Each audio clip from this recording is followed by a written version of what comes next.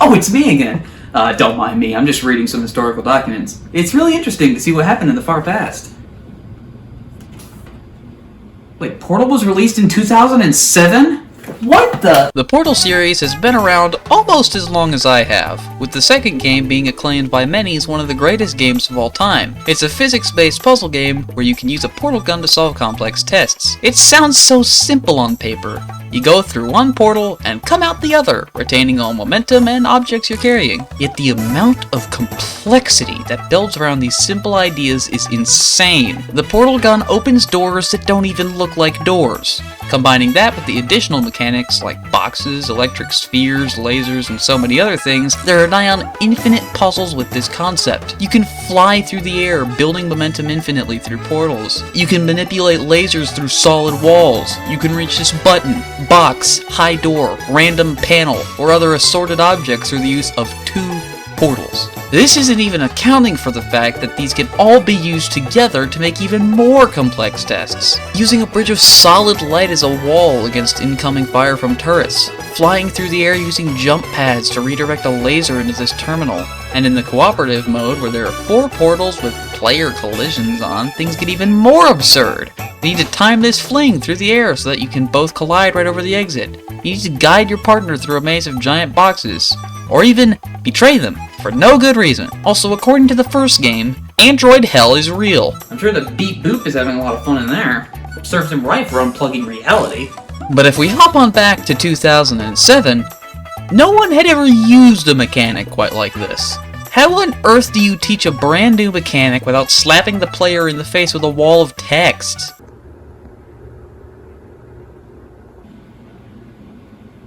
I think I got it. Well, the absolute madmen over at Valve found a seemingly easy way to do so. Rather than straight up tell you, they show you how the portals work.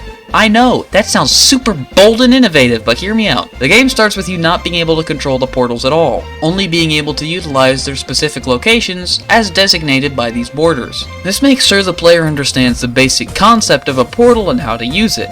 This is especially reinforced by not even being able to start the game without going through a portal. After a few tests to reinforce basic portal concepts such as momentum, it gives you the ability to place one of them, which opens many possibilities and helps the player understand quite a few mechanics without ever saying a word. It shows them where you can or cannot place portals, and other even more important concepts. This is followed by the player being able to use both portals through the dual portal gun. All of this helps teach the player how to use portals without slamming them with the endless possibilities right off the bat. Wanna see what happens when you do? On top of this, it refuses to hold the player's hand. If you get stuck, there is no hint button, no convenient power-up, and no random voice line that shoves you toward the solution. It's a puzzle, and the boys at Valve want you to solve it. At Aperture, we do all our science from scratch. No hand-holding. On top of the well-thought-out puzzles, there's surprisingly good story hidden everywhere. First of all, the person you play as is named Chell. She is mute by the events of Portal 2 and might have a minor case of serious brain damage. Anyway, I'll just fix this random open wall here and...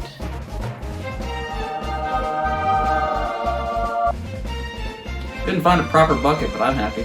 While I was focused on this glorious bucket, the rest of the room was interesting too. There are scribbles on the walls warning us that the cake is a lie. There's a radio and basic supplies scattered around as if someone lived here. Later in the game, there are directions drawn on the wall that look similar to the ones in this room, dictating the fact that the person behind these drawings wants to help us. This character has been confirmed to be named Doug Ratman, a former employee of Aperture Science. He's a schizophrenic. Wow, that is relatable. Who saves Chell's life in between games, and is actually the only reason Chell was the first subject in Portal 1. All of this was revealed through an ARG that took place around the pre-release of Portal 2. At the end, a comic was released that solved multiple mysteries, such as why all the other relaxation pods don't work, but Chell's does at the start of Portal 2. Ah, seems like my computer crashed while trying to handle Portal RTX. I think you know where this is going.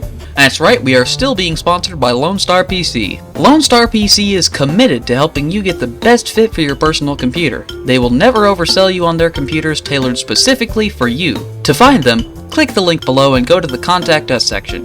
your performance, your price, your computer. Alright, we should probably get back to the game now. Going through the first game's 19 levels is pretty fast if you already understand how portals work. It only took me about an hour to beat the whole game, but that's partially because I had played through the second one 5 times before this. The puzzles are well made, and some of them gave me a hard time despite my experience with portals mechanics.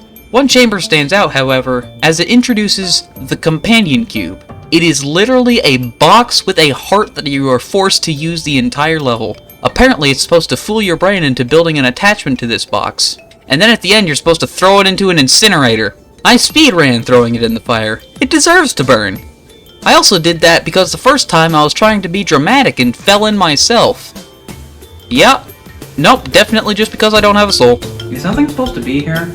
So you manage to finagle your way through the 19 tests and are told that you're going to be roasted like a chestnut and the cake that they promised you was nothing more than a cheap trick.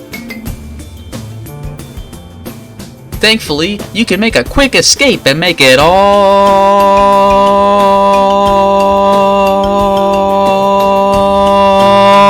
the way to GLaDOS, who has been the voice over the speaker the whole time. You blast her with her own bombs and throw pieces of her down the same hole I threw the companion cube in. It goes straight to android hell. The first core you manage to blow off of her happens to be the morality core, which was the only thing keeping her from flooding the room with deadly neurotoxin. She tries to kill you with the neurotoxin, but if you blast her quickly, it shuts off. GLaDOS gets sent to android hell and the entire facility is presumably blown to pieces. Also, the game ends with a nice little song. Wow, that was great! I wonder what happens next. Portal 2, baby! And this one immediately has more meat on its bones. The story mode has around 59 levels, or more if you count every load zone as a separate level. The game starts with this comedic sequence of quote-unquote exercise to keep test subjects living okay in the sleep chambers, which conveniently establishes both the controls and the absurd humor of this series. However, next time you wake up,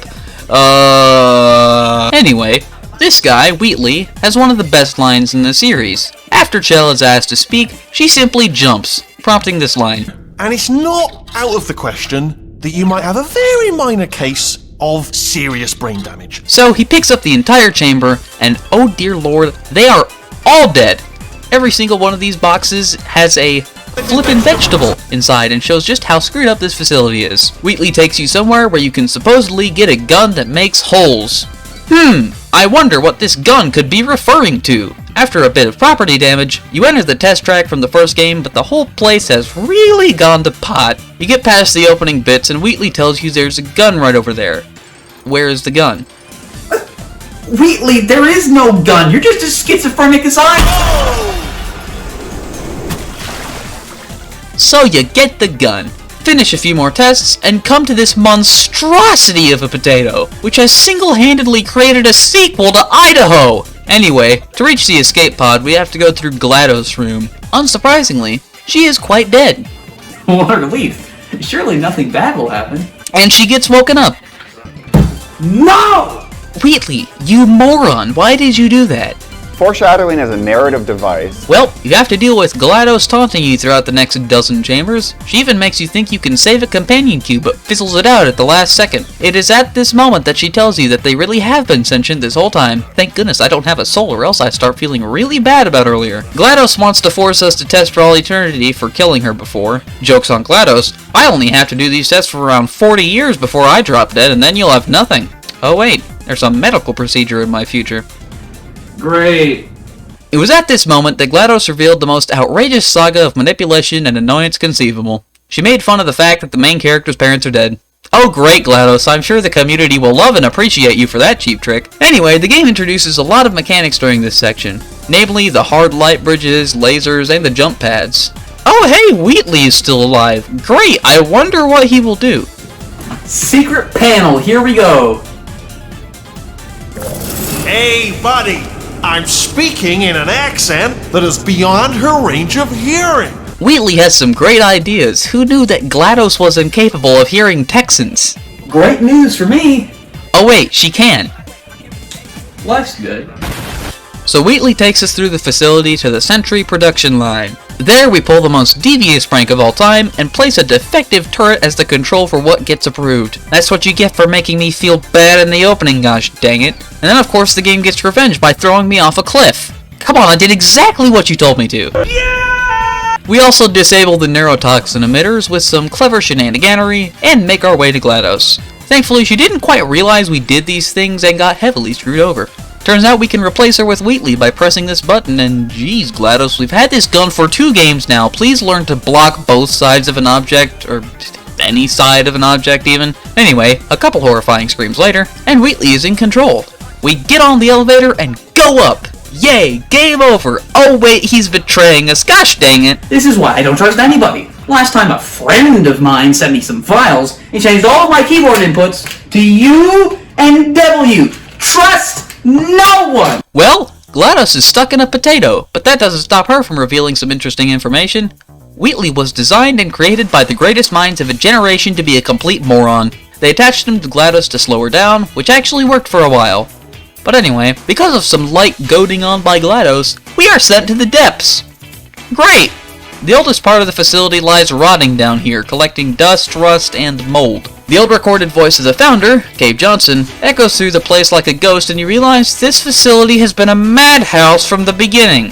Every line makes you question how this guy was in business for more than 4 seconds, somehow sweeping an entire army of mantis people under the rug among other atrocities against humanity, including, but not limited to, giving people tumors, poisoning people with moon dust, somehow making someone urinate gasoline, all within these forgotten cell lines. It's just like going to an asylum, except everything the inmates are saying is true.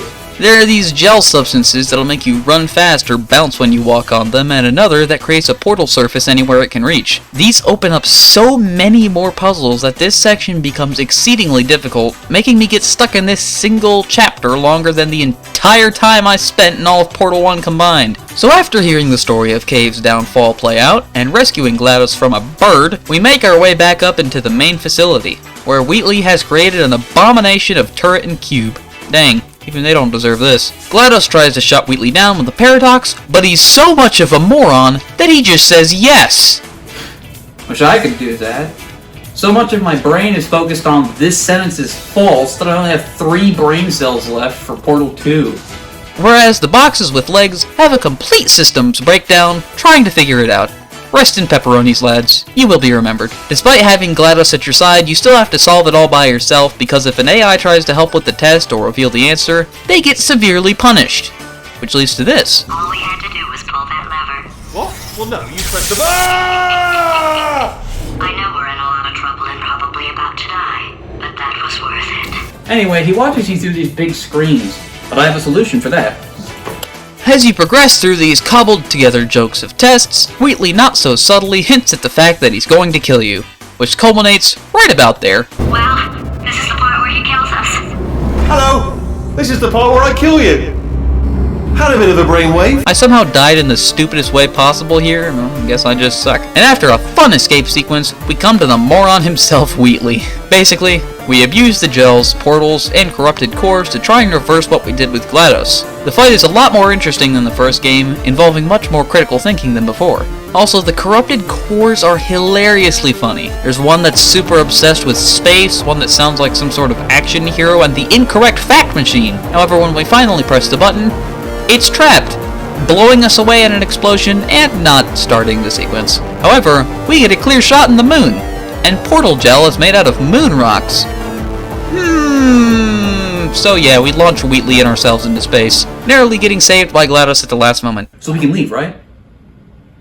Yeah! The credit sequence plays, and man, this game is so good. There's a reason people call it one of the greatest games of all time. It's fun, it challenges you, has a great sense of humor, and has a good story that isn't overly complicated. But that's not the end of the story, because there's a multiplayer mode too. Which means I have to call up some friends. Hey, you schmucks, we're playing Portal 2. The multiplayer mode is actually longer than the story mode itself, providing an insane amount of content on top of the already beefy story mode and custom test chamber workshop. Yeah, that's here too, but I don't have any footage of it, so enjoy this montage of multiplayer shenanigans. Oh, right. Here. It makes it a little bit more fair, because I'm about as dumb as Although you. great science. How did you get there?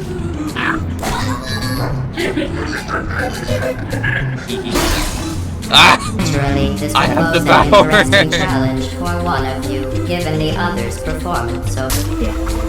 And I will commit mass murder. You monster! No, that doesn't help. Ah! Orange just taught Blue a valuable lesson in trust. For that, Orange received 17 science collaboration points. That wasn't even trust, that was just me tripping. Blue just taught Orange a valuable lesson. For that, Blue is penalized 50 science collaboration points. Oh my. I was gonna do that, gosh dang it. Give me this. It phased through my head. Oh, okay. I just forgot dying resets your portal. Look at this. I'm up here. Alright. Oh, that is not it. You did great. I got up there now. Yes. Oh! Well, my brain hurts. Anyway, time to open this package I found in the mail. But I hate marsupials.